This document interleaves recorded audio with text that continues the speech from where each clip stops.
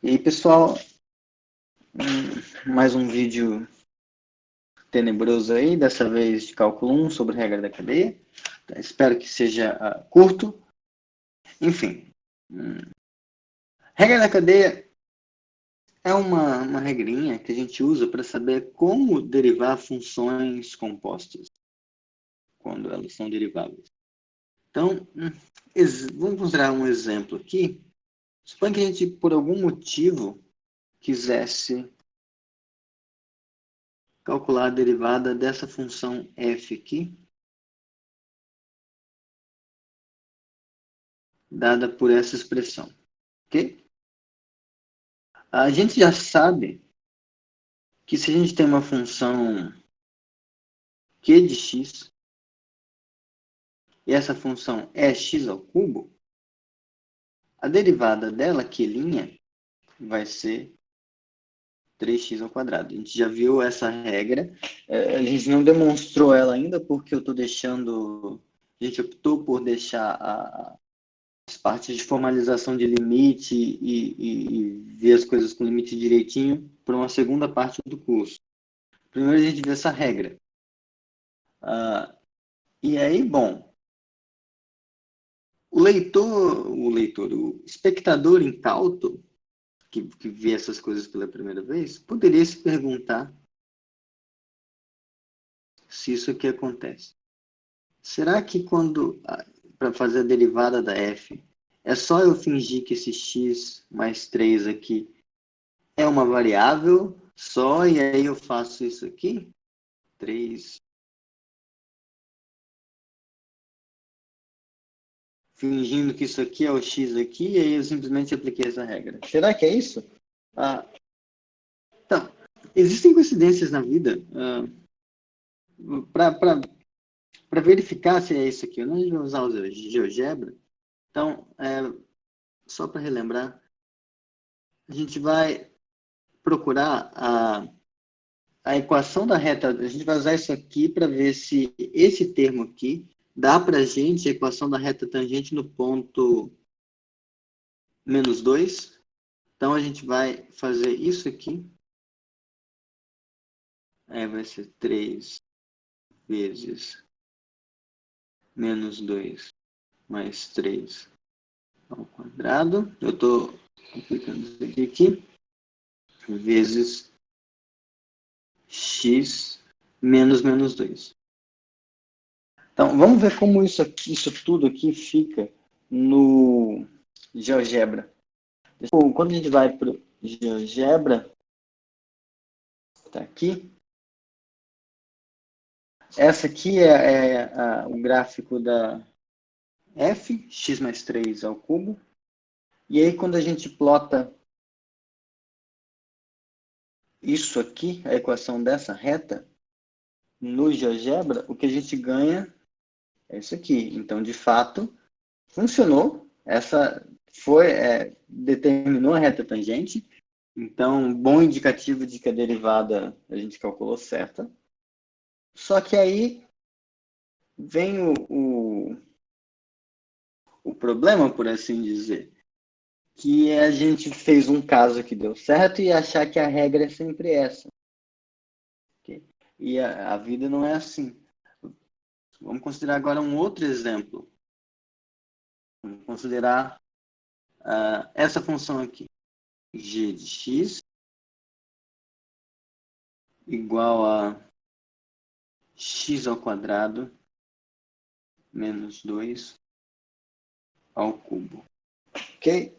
Vamos ver se a mesma regra de derivação daria para a gente a coisa certa. Então, usando o mesmo raciocínio,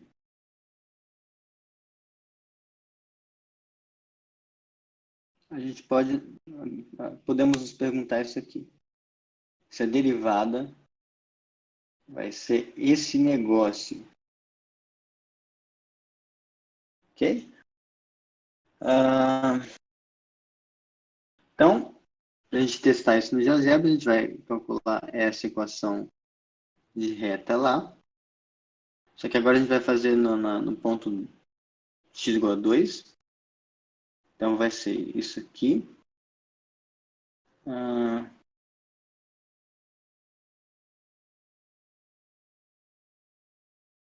Vezes x menos 2. Ok? Será que quando eu fizer essa reta, ela vai ser tangente no ponto 2g de 2 desse gráfico? E agora, veremos. Tô parecendo youtuber já, né? Então, esse é o gráfico. Eu fiz x ao quadrado menos 3. Então, deixa só eu corrigir. Então, era para ser... Aqui era para ser x ao quadrado menos 3, só para fazer igualzinho. Quando a gente olha o gráfico dessa desgracinha, o gráfico dessa desgracinha é esse negócio vermelho aqui. Ó. E a gente quer agora, a gente vai plotar aquela fórmula de equação de reta aqui. E ela era para estar tangente bem nessa região aqui. É nesse ponto onde o cursor está marcado, deixa eu colocar aqui. No ponto 2, G de 2, essa reta tinha que estar tangente, só que ela claramente não é tangente ao gráfico. Então, esse jeito de calcular a derivada funcionou no caso anterior. Então, nesse caso aqui, esse jeito ingênuo de calcular a derivada deu certo, só que nesse outro aqui, não deu. Para quem tem, digamos que, paciência algébrica, um jeito de ver por que isso aqui está errado, então, isso aqui, a resposta é não. Mas um jeito algébrico de se convencer de que isso aqui está errado é você expandir esse negócio aqui, cubo, expande e aí depois deriva. Aí você vê se esse negócio que você derivou, usando as regras que você já sabe, dá esse negócio aqui. Vocês vão ver que não dá. Então, seria a justificativa algébrica do porquê essa regra está errada.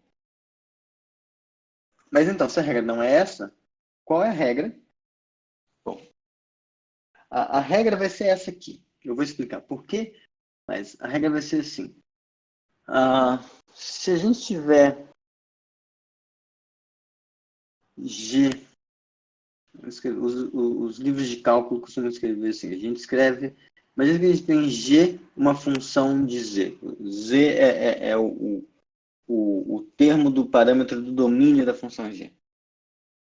E aí, se esse parâmetro Z também é dado por uma outra função, no caso, que está uma expressão, uma função da variável x. Então, nesse cenário, g de z é igual a g da f de x. E aí, supõe que a gente quer, então, derivar essa função g, mas vendo ela não como uma função de z, mas vendo ela como uma função de x. Certo? Nesse caso, a regra de derivação vai ser essa aqui. Deixa eu escrever isso aqui assim, para ficar um pouco melhor. G bola f de x. Nesse caso, a gente vai ter isso aqui. A derivada da composta no ponto x vai ser a derivada da função g aplicada no ponto x em questão, vezes, e aqui é o pulo do gato, f' de x. Então, vejam que o começo, por exemplo, só para explicar como seria a aplicação dessa regra antes de a gente ver por que a regra é essa.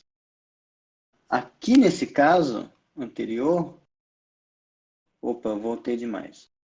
Aqui nesse caso anterior, que a gente tinha g de x igual a x ao quadrado menos 3 ao cubo,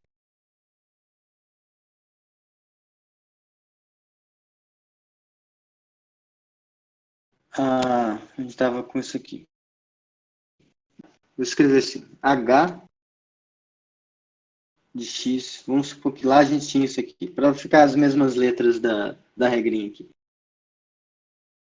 X ao quadrado menos 3 ao cubo. Então,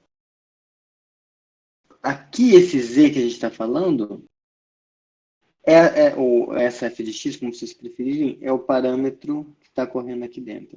Então, isso aqui seria a f de x. O que está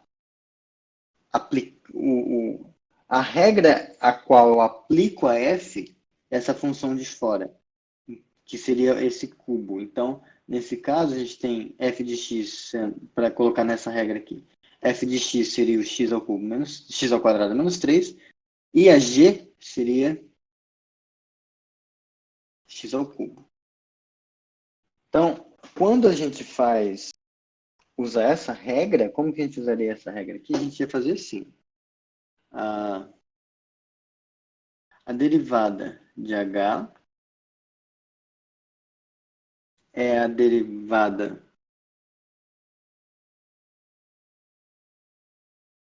em x, né? É a derivada da g bola f, da composta em x, porque veja que é bom explicitar isso, né? Mas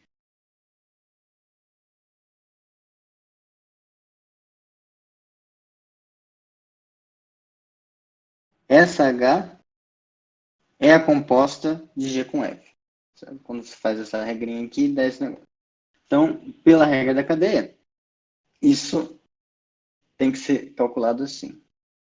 A g' calculada na f vezes a f' de x. Mas daí, essa primeira parte, antes da multiplicação, é o que a gente tinha feito aqui. A gente calculou a derivada, da g, só que fingindo que isso aqui era era uma variável, era uma variável só. Então, o que a gente faz é calcular a g' e no lugar do x aplicar f. Então, como g' de x é igual a 3x quadrado, então a g' aplicada em f de x vai ser 3 vezes a f, que é x ao quadrado menos 3, ao quadrado. Aí agora é o que a gente não tinha feito antes, que é multiplicar pela derivada da f. A f é x ao quadrado menos 3, então a derivada desse negócio aqui vai ser 2x. Então, agora, se a gente vai no GeoGebra e usa isso para fazer a equação da reta tangente, se a gente usar esse negócio aqui no lugar desse aqui para fazer essa equação, o que a gente vai ter é o seguinte. Vai ter isso aqui. Olha, ó, aqui estava essa aqui é a equação da reta tangente antiga, certo? Agora eu vou tirar ela e colocar a reta tangente com com essa derivada verdadeira. Olha só que legal. O negócio que a gente conseguiu é realmente tangente. Então, pelo menos do ponto de vista da verificação geométrica, essa regra tá funcionando para essa função. E notem que ela também funciona para outra função com a qual a gente começou. Que no começo, a gente pegou isso aqui e fez esse negócio aqui, né? A gente pegou, foi ingenuamente, derivou a função x ao cubo de novo. Ficou esse negócio, e aqui dentro a gente colocou a f. X mais 3. A diferença disso para a regra da cadeia é que a regra da cadeia diz que agora a gente tem que multiplicar isso pela derivada do que está dentro. Mas a derivada do que está dentro, ou seja, a derivada de x mais 3, vai ser 1 mesmo. Então, por isso que coincidiu. Certo? Agora, que a gente viu isso, vamos só fazer uma verificação rápida do porquê a regra é essa. Então, vejamos. A gente tem g de z e tem z igual a f de x. Vamos supor que essa função g ela seja derivável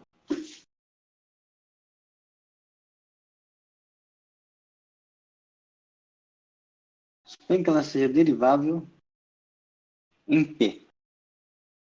A gente já viu em notas de aula anteriores que ela ser derivável em p significa que a gente pode escrever, a gente consegue expressar a função g de z próximo do g de p como sendo isso aqui. Eu consigo expressá-la como sendo essa função afim aqui, porque lembrem-se, isso aqui é um número, sabe? Porque g de p está travado.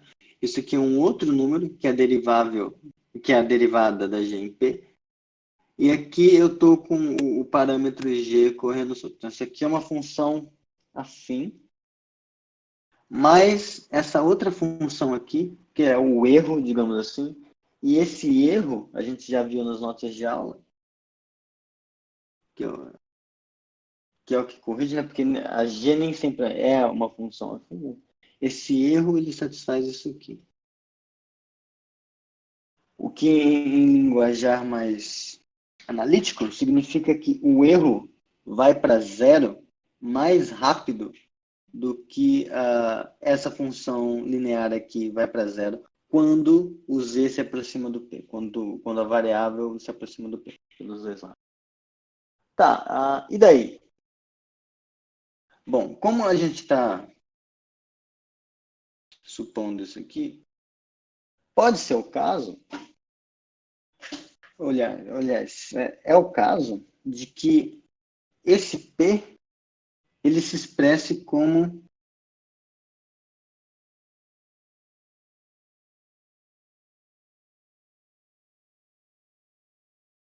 f de a para algum a. Então, quando a gente reescreve esse negócio aqui, g de z igual a babá disso, substituindo p por f de a e z por f de x, o que a gente ganha é isso aqui. Eu dei um cortezinho porque estava demorando demais escrever isso, mas quando a gente substitui, então, o z por f de x e o p por f de a, nessa expressão anterior aqui, nessa aqui, o que a gente ganha é isso aqui. Bom, agora a gente pode... Agora são os truquezinhos da vida, né? A gente faz uns mumble jumbles aqui e isso vai ficar desse jeito aqui, que eu vou cortar. Tcharam! Ficou assim. Certo? Eu passei esse cara subtraindo para cá, subtraindo dos dois lados, enfim, vocês decidem. Ficou isso aqui. Aí agora, o que a gente observa? Se a gente estiver no cenário onde a função f não for constante em pontos próximos de A, e quando a gente fizer esse tipo de análise em pontos que são diferentes de a gente pode dividir isso tudo por x menos a. Então a gente fica com um negócio... a gente fica com um negócio assim, para caso o ponto x seja diferente de a, que a gente pode fazer isso.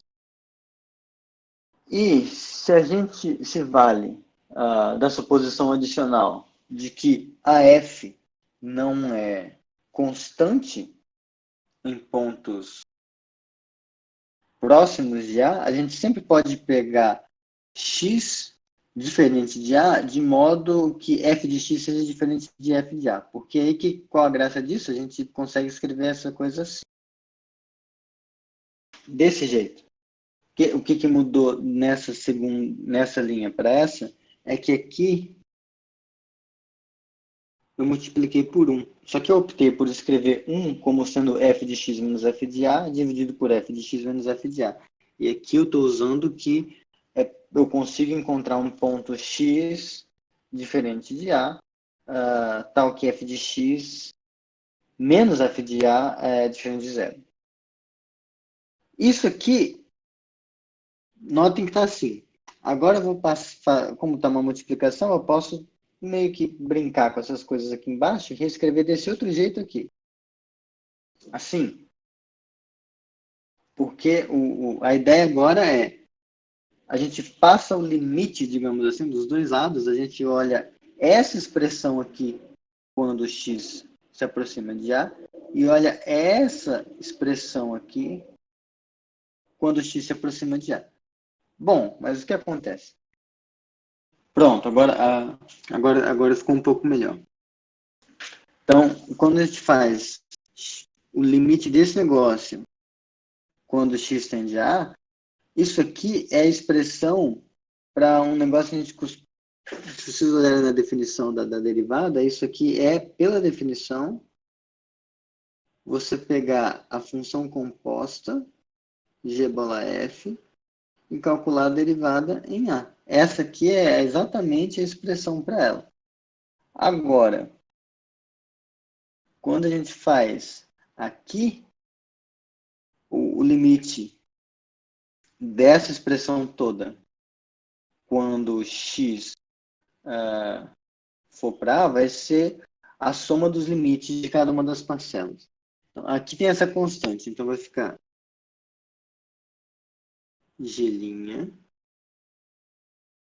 aplicada nesse ponto, vezes o limite desse negócio aqui quando x vai para A. Mas o limite desse negócio quando x vai para A é precisamente f' de A. Agora, quando a gente faz o limite disso aqui com o x sendo A, quando x vai para A, f de x vai para... Qual era a letra? P. Não, f de x vai... f de x é z. Então, quando a gente faz x tender a A, isso aqui vira... A gente consegue reescrever isso aqui assim. No fundo, isso aqui vai ser esse negócio aqui. E quando x vai para A, isso aqui vira de novo a derivada. Só que a gente já tinha visto que, nesse caso, esse negócio vai para zero. Então, isso aqui indo para zero, morre isso aqui tudo, e aí fica derivada da composta em A, é g' aplicada em f de A vezes f' de A. Então, isso aqui dá a justificativa. É claro que há algumas imprecisões no argumento, porque é um curso de cálculo e não de análise, mas vejam, a gente precisa supor naturalmente que, para isso tudo aqui funcionar, a função f tem que ser derivável em P. Porque voltando, aqui no cenário que a gente tem, está com isso aqui, P igual a f de A, então a f tem que ser derivável em A, certo? A g tem que ser derivável em P, que é f de A. A g sendo derivável em P, ela vai ser contínua em P. A f sendo derivável em A, ela vai ser contínua em A. E isso tudo, quando a gente estudar as propriedades de limite direitinho, vão dizer que a gente pode fazer essas mudanças de variáveis e que todas essas coisas se comportam desse jeitinho assim. Mas, essencialmente, o que importa para a gente é essa regra aqui, que eu vou escrever por uma última vez.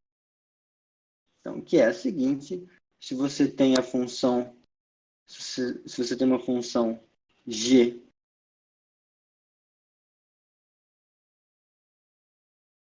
de x e uma função f de x tal que a composta faz sentido, tal que você pode fazer essa composta aqui.